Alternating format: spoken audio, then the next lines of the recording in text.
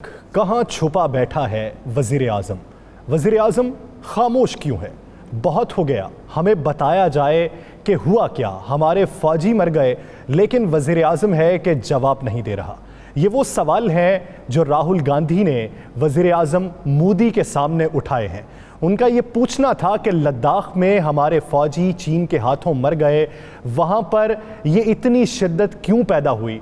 लेकिन वज़ीर आज़म मोदी खामोश है। इस वक्त जो सूरत हाल है पूरे भारत के अंदर, एक तो अस्करी और सिविल जो रिलेशनशिप है वो तनाज़े का शिकार है। उसके अलावा अवाम ने भी फ़ौज और सियासी क़यादत के ख़िलाफ़ एक महाज शुरू कर दिया है। और इसी सूरत हाल पर बात करने के लिए कि असल में लद्दाख में या फिर गलवान वैली में हुआ क्या था और वहाँ पे कितने फ़ौजी मारे गए। राना साहब, कल तक तो इतला थी, भारत ये तस्दीक कर रहा था कि 3 फ़ौजी मरे, फिर वो बढ़ते बढ़ते 20 से ज़ायद हो गए, लेकिन अब ये भी इतलात हैं कि वो 30 से भी ज़ायद हैं और 60-70 के करीब उनके अभी मिल भी नहीं रहे। असल सिचुएशन है क्या? देखें यासर, एक तो मैं तफसील से आपको बता दूं कि पहले तो भारत के अंदर एक बड़ा नया तूफ़ान उठ गया।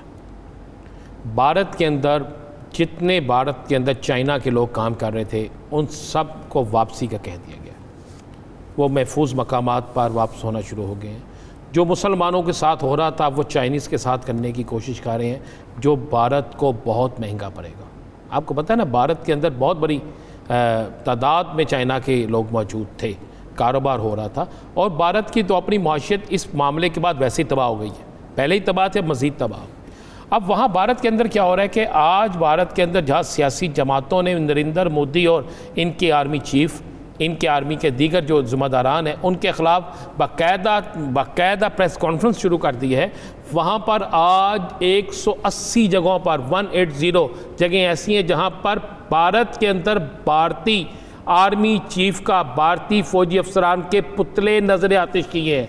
ये किसी और ने नहीं किए, हिंदुओं ने ही किए हैं। हिंदू, जुनूनी हिंदू जो उन्होंने किए हैं। देखिए, वज़ीर आज़म का पुतला नजर आतिश होना और बात है, उसमें कहता है जी सियासी है, लेकिन अगर किसी मुल्क के अंदर वहाँ की आर्मी चीफ का पुतला नजर आतिश किया जाए, अगर किसी मुल्क के अंदर आर्मी के दीगर अफसरान के पुतले नजर आतिश किए जाए, अगर उस भी भारत के अंदर उनकी खुफिया एजेंसियों के सरबराहान के पुतले नजर आतिश किए जाएँ, तो ये समझ सकते हैं कि उनके घर के अंदर कैसी आग लग गई है। अब आने वाले दिनों में नरेंद्र मोदी की हुकूमत भी डामाडोल है। वहाँ पर उनकी आर्मी ऑफिसर्स जो हैं, उनके घरों के बाहर बाकायदा आर्मी के नौजवानों की तैनाती कर दी गई है ज़्यादा। वहाँ पर आम आने जाने वालों को जाने ही नहीं दिया जा रहा, गुजरने की इजाज़त नहीं है। ये आलम हो चुका है भारत के अंदर। मुसद्दका इतलात क्या है? कितना अच्छा, अब आते हैं मुसद्दका इतलात। देखें, हमने कल कहा था 32 लोग भारतीय फ़ौजी जो हैं वो जहन्नम वसल हो चुके हैं। 34 की हम ये दिखा देते हैं आपको। हम रूल्स के मुताबिक चूँकि लाशें हम दिखा नहीं सकते, लेकिन हम जितना हिस्सा दिखा सकते हैं। ये भारतीय मीडिया भी गिनती कर ले जी, भारतीय फ़ौज भी गिनती कर ले। 34 ये लाशें वो हैं जो भारतीय फ़ौजियों की हैं, जो वहाँ पर चाइनीज़ के फ़ौजियों के हाथों मारे गए हैं। आज वो बड़े दावे कर रहे हैं ना कि हमने इतने चाइनीज़ मारे, इतने किए। भारत की तरफ से भी दावे, चाइना का हुआ नुकसान कोई, ठीक है, लेकिन वो दिखाएं ना, वो दिखाएं, मज़ा तब है।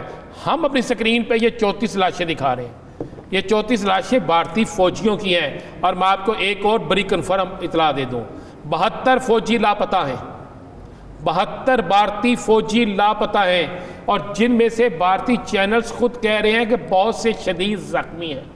अब यासर, एक ज़हन में रखिएगा, एक आम हम यहाँ पे बैठे हैं, यहाँ पर एक शख्स ज़ख्मी होता है, उसके ज़ख्म ठीक होने में थोड़ा टाइम लगता है। वो जिस दर्जा हरारत पे गए हैं और वहाँ पर जितनी सर्दी है, मनफी तक आप चले गए हैं, वहाँ पर ज़ख्म ख़राब होता है, ठीक नहीं होता। और भारतीय फ़ौजी जिनको वहाँ भेजा गया है वो बेचारे तो धोखे में मर गए। वो तो गए इंडियन फिल्में देखकर, वो तो गए कि चाइनीज़ को मारेंगे, फेंक देंगे, वो इस धोखे में मर गए। उनके साथ जो वहाँ पे हुई है ना, वो उसी तरह होती है जो एक कुत्ते के साथ वहाँ पे होती है जब वो जंगल में किसी शेर के आगे डाल दिया जाता है। तो ये उनके साथ हुई है। अब जो फ़ौजी उनके ज़ख्मी हैं, ये भारतीय मीडिया खुद कह रहा है कि इतने फ़ौजी जो ज़ख्मी हैं, शायद वो वहाँ पर उन ज़ख्मों और उन सर्दी की वजह से ज़ख्म बर्दाश्त ना कर सके और वो भी मर जाए। ये अब भारत और चाइना का आपसी मसला नहीं है। अगर ये मजीद बढ़ता है तो खित्ते में भी बदमनी पैदा होगी। भारत को होश के नाखून लेने चाहिए। आलमी प्रेशर इस वजह से नहीं है कि भारत अमेरिकन ब्लॉक का हिस्सा है, तो इस वजह से थोड़ी देर के लिए खामोशी है, लेकिन ये खामोशी ज़्यादा अरसा बरकरार नहीं रहेगी। जब भारत बार बार छेड़छाड़ करेगा तो किसी तरफ से आवाज़ तो उठेगी।